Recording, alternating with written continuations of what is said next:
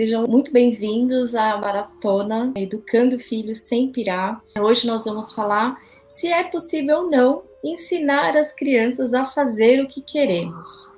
Então, como que é isso? Uma das coisas que sempre me perguntam, né, se é possível esse tipo de coisa, da gente exigir das crianças, né, que elas façam tudo o que a gente quer. Eu imagino que vocês tanto já ouviram quanto falaram frases como essa. Olha a toalha molhada em cima da cama. Já fez o dever de casa? Eu preciso falar 1000 vezes, né? Eu tenho que falar 1000 vezes a mesma coisa. Pegou o seu casaco? E cansa mesmo. Mas talvez a comunicação é que precisa ser ajustada. Antes de pensar que o ideal é esperar que as crianças façam tudo o que a gente quer, eu te convido a se perguntar. E imaginar a situação.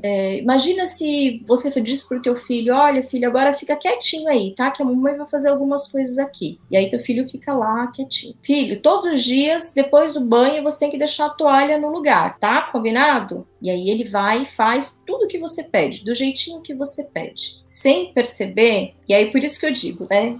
Tomem cuidado com aquilo que vocês desejam. Porque quando a gente condiciona a criança a fazer tudo o que a gente quer, a gente também tira dela a habilidade de se adaptar a situações inusitadas. Ela fica sem essa autonomia para resolver algumas coisas. Então é muito mais importante que teu filho deixe de fazer algumas coisas, te conteste em alguns momentos, porque essa é uma habilidade importante para outras etapas na vida dele. Quando ele for adolescente ou começar a trabalhar, não é interessante que ele seja uma pessoa tão obediente, que só acate a ordens. É interessante que ele tenha habilidade para lidar com as questões, para tomar decisões e se adaptar de acordo com as necessidades que forem aparecendo. Então, quando a gente fala, né, de desejar que as crianças façam aquilo que a gente quer, vai me parecendo muito aquele treinamento Super Nanny, você deve conhecer, né, em que a gente condiciona alguns comportamentos. Eu, particularmente, não gosto muito dessa ideia. Eu acho que é muito mais importante a gente ajudar as crianças a desenvolverem habilidades para a vida, e em especial para as próximas fases, né,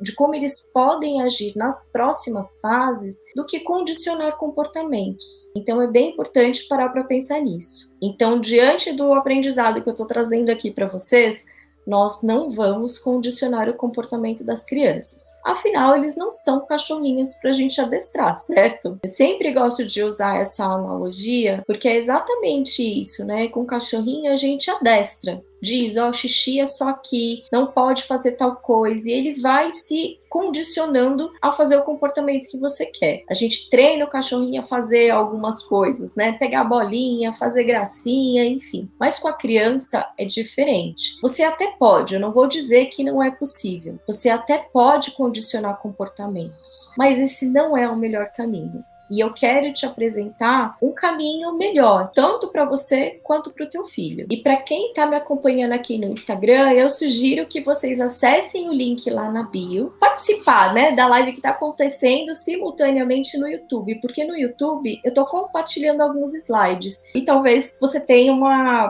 participação melhor, um aproveitamento ainda melhor. Então fica o convite, vai lá na minha bio e acessa o link, tá bem no comecinho. Bom, então durante essa live você vai aprender a ter uma boa comunicação com seus filhos, vai fortalecer os laços com eles e vai perceber que fazendo isso, eles também atenderão mais às suas instruções. E isso sim é algo que vai atender à tua necessidade, sem tirar a capacidade dele de desenvolver essas habilidades importantes que eu estava falando há pouco. Tá fazendo sentido para vocês? Eu trouxe um exemplo real, até para vocês entenderem um pouquinho mais, né, e se colocarem um pouco dentro dessa situação. Óbvio que eu estou usando um nome fictício, né? A Patrícia, mãe da Luísa, não existe de verdade, mas é um exemplo real, tá? Então a Patrícia sempre se queixava que a filha não seguia os comandos. Por um bom tempo ela acreditou que era só uma fase. Algumas vezes ela dizia que a pequena Luísa era preguiçosa, era desatenta, e ela não só pensava, ela dizia isso para a filha. Quando a gente toma esse tipo de comportamento, né, esse tipo de atitude, a gente vai rotulando a criança. E eu costumo dizer que crianças não merecem rótulos, né? Rótulos foi criado para coisas, né? O rótulo de uma embalagem, de uma bebida, de uma comida, não para crianças. E a gente tem que ter muito cuidado com os rótulos que a gente coloca nos filhos, porque eles tendem a adotar esse comportamento também. Então, fiquem muito atentas em relação a isso, tá? E aí, o que a Patrícia fazia? Ela não tinha paciência para explicar a mesma coisa várias vezes e vivia falando isso, tanto para a filha quanto para as pessoas. Né? Ah, eu não tenho paciência, eu tenho que falar a mesma coisa 1000 vezes, você me tira do sério, coisas desse tipo. Se você não disse isso para o seu filho, provavelmente você ouviu quando era criança. E essa é uma das coisas que a gente, sem perceber, acaba repetindo. Então, nesse instante, eu faço um convite para você refletir também, né, sobre a forma como você vem falando com teu filho, sobre como você se queixa dele não seguir uma instrução que você deu. Será que o problema é dele ou o problema está na forma como você solicita algumas coisas? Então vamos entender um pouco melhor isso. O nosso desafio é identificar se estamos exigindo algo que a criança realmente tenha condições para executar sozinha. Muitas vezes a gente exige algumas coisas das crianças em que elas ainda não estão preparadas para atender. É uma questão de maturidade mesmo. A gente é muito mais tolerante com bebezinhos, né? Porque é tão claro na nossa cabeça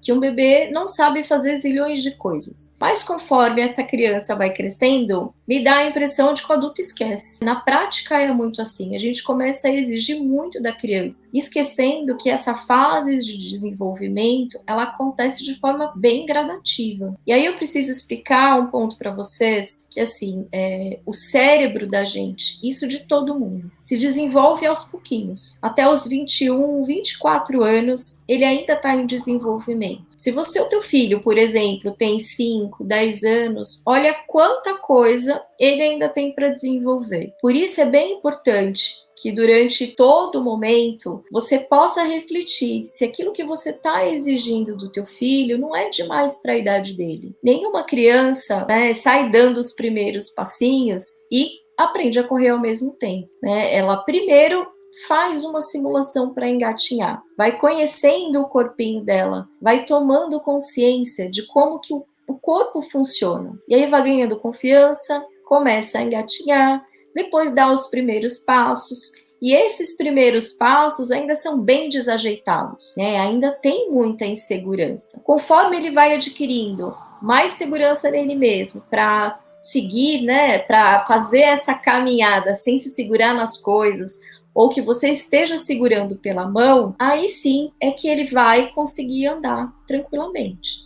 Só depois que o teu filho aprende a andar, né, com firmeza nas perninhas, é que ele se prepara para pular. Eu estou usando esse exemplo porque ele é o mais fácil de assimilar, e vocês passaram por essa fase certamente. E é um período que a gente entende que quando a criança está engatinhando, é uma preparação para aprender a andar. Ela vai andar em algum momento, né? E a gente tem um pouco de tolerância. Claro que fica ansiosa, né? Para a criança dar uns passinhos, você quer acompanhar todo esse processo, estimula, né? Segura na mãozinha, vai estimulando a criança a andar. É uma fase muito gostosa. Mas depois disso, ela vai passar por tantas outras semelhantes e a gente vai esquecendo disso. O aprendizado vai acontecendo de maneira muito gradativa, né? Ela, depois de aprender a andar, vai passar por fases semelhantes. Isso significa que para aprender a comer é a mesma coisa. De início ela vai fazer uma sujeirada, vai demorar um monte, né? E a gente precisa estimular. Não adianta querer fazer as coisas pelas crianças. É importante ir desenvolvendo essa autonomia e deixar a criança explorar mesmo. Além desses exemplos, vocês podem aplicar isso para o todo, né? Tá aprendendo a ler e escrever também é um aprendizado. Como foi para engatinhar, para andar, para comer, para tudo. E todas as outras habilidades é a mesma coisa. Então, tomem cuidado para não exigir algo que o teu filho não está preparado para fazer. Agora, um recadinho importante, porque eu sei que algumas mamães também continuam olhando para as crianças pequenas como verdadeiros bebês. É importante estimular, tá? Não adianta a gente só dizer, mas é um bebê ainda. Eu vejo muita mãe, né, que tem uma criança de 2 anos e ainda chama de bebê. A partir de 1 aninho já não é mais bebê, é uma criança pequena. E ela vai ser criança pequena até os 5 aninhos. Depois disso, ela vai adquirindo muito mais habilidades. E as crianças se desenvolvem de uma forma tão rápida e tão encantadora, na verdade. E a gente fica ali, babando. Mas é importante estimular para que esse desenvolvimento aconteça da melhor maneira possível. Um dos motivos do teu filho não seguir algumas coisas que você vai pedindo é porque ele não foi bem estimulado. E quando não é bem estimulado nas fases anteriores, ele vai ter um ritmo mais lento. E isso para as próximas fases também. Então, assim, nunca é tarde, tá? Não importa se o teu filho hoje está com 7, 10 anos. Dá tempo de estimular, né? Dá tempo de recuperar o tempo perdido, digamos assim, apenas fazendo alguns ajustes. E a gente vai falar um pouquinho disso hoje também. Bom, expliquei, né, que os pequenos se desenvolvem aos poucos e precisam de ajuda para desenvolver habilidades e entender o porquê das coisas. Então a gente tem que ter paciência para explicar, tá? Com criança, aprendem por repetição mesmo. Então tem coisas que a gente vai precisar falar várias vezes.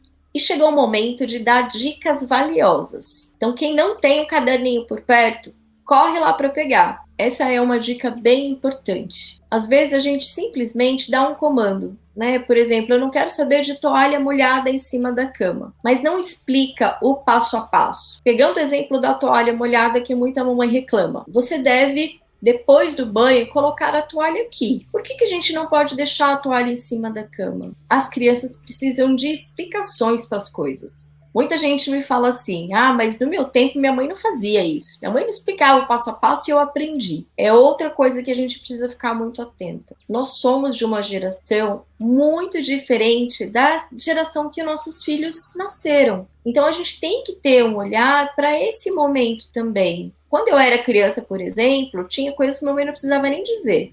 Só de olhar eu já sabia. E eu aposto que com você era assim também. E por que isso não funciona tanto com os nossos filhos? Um dos motivos é esse. Somos de gerações diferentes e temos necessidades diferentes. As crianças de hoje já nascem cercadas de estímulos. As redes sociais, videogame, agora então na quarentena, né, onde tudo acontece online, inclusive as aulas, é televisão, é celular, é música, e a mãe falando. É estímulo de todos os lados. E isso faz com que a gente já não tenha a mesma atenção. Antigamente, eu digo assim, no meu tempo, vou falar no meu tempo, entregando a minha idade, eu não sei a idade de vocês, mas no meu tempo não tinha internet. Quando a gente ia ligar para alguém, também não tinha celular, né? Até o celular começou a aparecer aqui quando eu já era adolescente. Então, quando precisava ligar para alguém, a gente discava o número.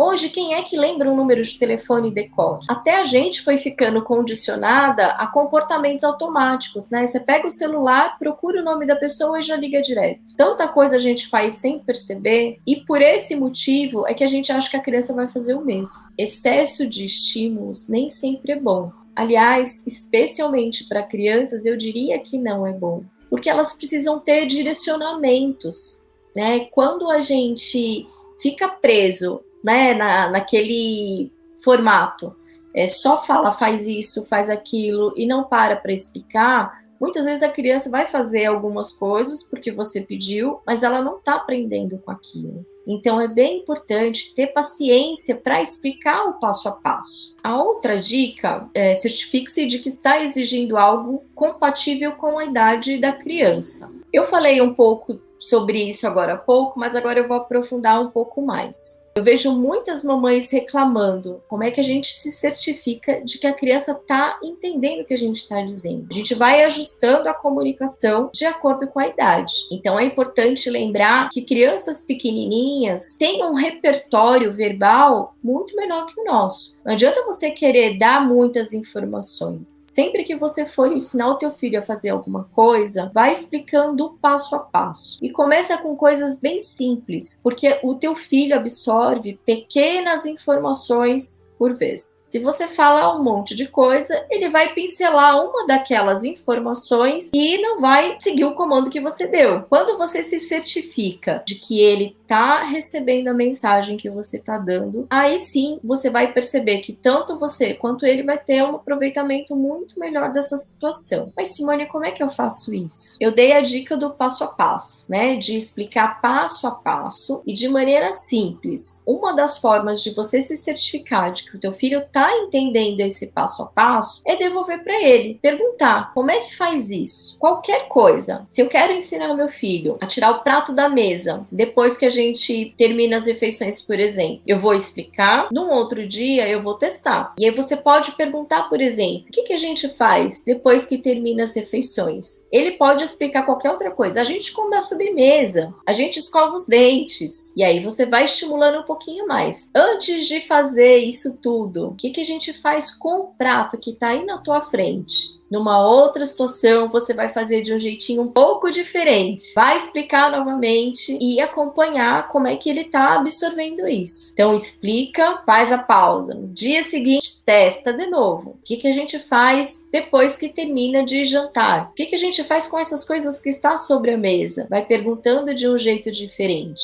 Até para você se certificar de qual é a melhor forma que o teu filho tem de absorver esses conteúdos. Eu costumo dizer que quando a gente está educando uma criança, independente da idade, não adianta a gente querer seguir uma receita de bolo, né? Eu vejo muito profissional fazendo isso. Faça X, Y, Z. Nem sempre vai funcionar. E aí você tende a ficar frustrada, né? Porque você seguiu o passo a passo direitinho e com teu filho não funcionou. Por que não funcionou? Pode não ter funcionado pela forma como você falou, como também pode não ter funcionado pela maneira como teu filho absorve a informação. Por isso que é importante perceber como teu filho absorve melhor as informações. Tem pessoas que absorvem de maneira mais visual, precisa olhar para alguém fazendo, precisa olhar para alguém demonstrando, né? Nem que seja em imagens, coisas desse tipo. Então, para cada pessoa, funciona de um jeito. Algumas pessoas aprendem melhor quando ouvem a informação. E é por isso que muita gente, às vezes, reclama da aula online, porque tem outros estímulos. Tem gente que, às vezes, parece que está dormindo na aula e tira nota super alta. Por quê? Ela absorve melhor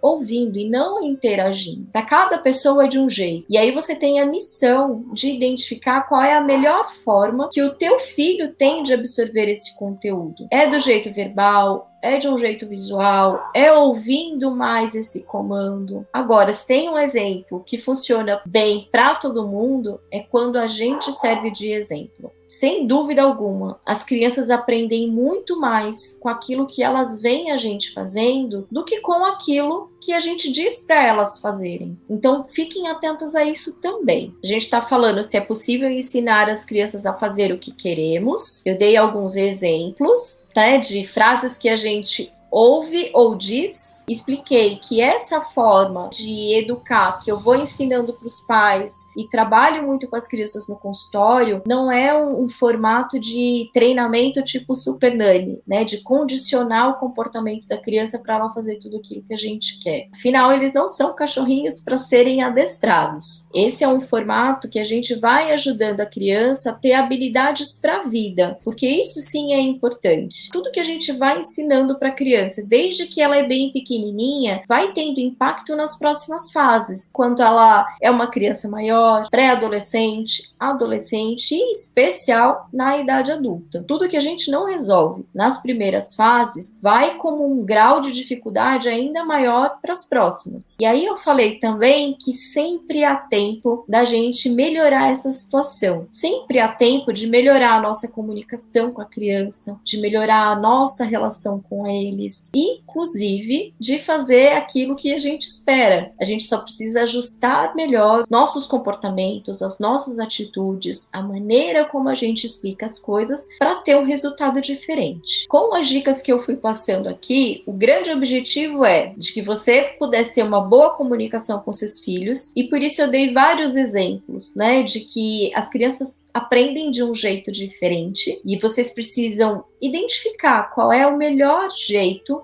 do teu filho. Qual é a forma que ele melhor aprende? Se é ouvindo as instruções, se é treinando junto com você, tá? E essa pode ser uma outra alternativa de você fazer junto com ele. Fazer junto com eles não significa fazer por eles. Então, o exemplo da comida, que eu falei no início da live também. Quando a gente vai dando a comida na boca da criança, porque é mais rápido, não faz sujeira, enfim, a gente não está ensinando e está tirando a possibilidade dessa criança aprender a fazer as coisas por si só. Então, a gente faz com elas e não por elas, combinado? Independente da idade, tá? A criança de 1 aninho, você já pode deixar ela testar, deixa ela fazer a sujeira. Fazer a sujeira nesse momento é super importante. E daqui a um tempo, você vai querer ter deixado de fazer essa bagunça imensamente, porque faz diferença para as próximas fases. Eu expliquei também que melhorando a comunicação, vocês conseguem ter fortalecimento de laços entre vocês. E aí, o que é isso? Quando a gente entende melhor o nosso pequeno e entende melhor a gente também, a gente consegue se relacionar de uma forma mais leve, porque um entende o espaço do outro. Tem coisas que a gente, mesmo no papel de mãe, né, às vezes quer fazer, é um carinho, é um cuidado, mas pode não ser o melhor caminho. Quando a gente melhora a comunicação com as crianças e melhora a nossa relação com elas, eles também passam a atender mais aos nossos comandos, as coisas que a gente pede para eles fazerem. Porque quando a gente entende melhor as necessidades das crianças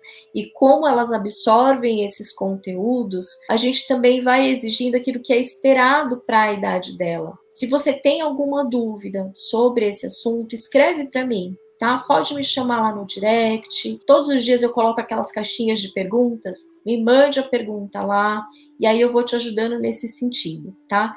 É bem importante que você tenha consciência do que é que o teu filho tem condições de fazer nesse momento. E aí eu dei o exemplo da Patrícia, mãe da Luísa, que aqui no caso eu estou usando um nome fictício, né? Mas é um caso real de uma mamãe que tinha muita dificuldade para se fazer entendida pela filha, né? Ela passava algumas instruções e a filha não obedecia.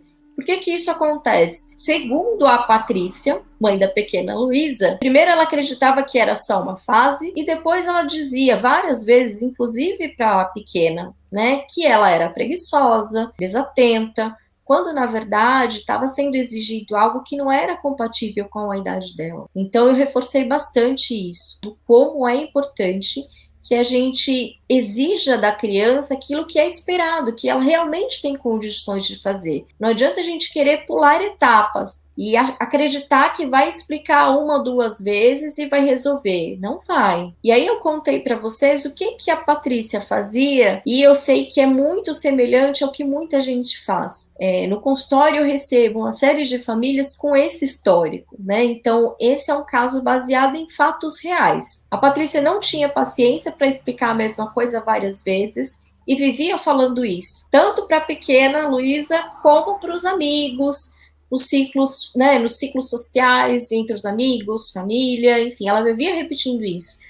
Eu perco a paciência, parece que eu tenho que falar 1000 vezes, eu não aguento isso, minha mãe falava 2, 3 vezes, eu já entendia, por que minha filha não aprende dessa forma? Então tem diferença, só que cada vez que a pequena Luísa ouvia esse tipo de coisa, ela se sentia burra e incompetente. Pensa no trauma que vai gerando para essa criança. E aí eu falei, né, o quanto a gente tem que ter cuidado com os rótulos. Rótulos não foi feito para pessoas. Rótulos foram criados para coisas, para as embalagens, enfim, não para as crianças. E a gente tem que tomar muito cuidado com essas classificações que a gente coloca, esses rótulos que a gente coloca nas crianças. Porque você é lerdo, porque você é muito lento. Você parece que é burro, não entende o que eu tô falando. Muito cuidado, gente. Não fala isso pra criança, porque ela pode nem ter tanta consciência do que é exatamente isso que você está querendo dizer. Mas ela se sente tão mal com isso. Uma das coisas mais importantes para as crianças, principalmente os menores, é se sentir pertencente, é se sentir amada pela mãe. E cada vez que a gente fala uma coisa desse tipo, ela sente que não é amada. E aí aumenta a probabilidade dela fazer aquilo que você pede. Porque ela vai ficando muito tensa. Cada vez que você pede uma coisa, ela começa a se questionar internamente também. Será que eu vou conseguir? Ah, porque minha mãe vive dizendo que eu sou burra, é porque eu sou burra mesmo, eu não sei fazer isso. Eu já ouvi isso tanto de crianças no consultório, e é tão triste isso, é porque eles estão tentando dar o melhor deles. A gente precisa dar o nosso melhor também. E depois que eu contei o que a Patrícia fazia, eu dei exemplos de como a gente realmente pode fazer para resolver essa situação. Então a gente precisa identificar se estamos exigindo algo que a criança realmente tem condições para executar sozinha. E expliquei que as crianças se desenvolvem aos pouquinhos. É fundamental que a gente entenda isso. Só exigir aquilo que é compatível para a idade dela. Na dúvida, consulta um profissional, tá? Na dúvida, me chama no direct, pergunta, eu te ajudo nesse sentido. Não precisa marcar sessão de terapia para tirar uma dúvida como essa. E falei muito sobre a importância da gente ajudar as crianças a desenvolverem certas habilidades. A gente reclama muito, né, de algumas coisas, que a criança não faz isso, não faz aquilo, que a gente explica de um jeito e ela faz de outro. E muitas vezes a gente acaba tomando a frente. Faz pela criança para que seja feito do jeito que a gente quer. E com isso a gente vai tirando a habilidade da criança desenvolver isso. A criança precisa explorar. Esse é o grande desafio para a gente aprender. A gente precisa ajudar as crianças a explorar o mundo, tá? A tentar fazer as coisas do jeito delas, não importa que fez errado. Depois você vai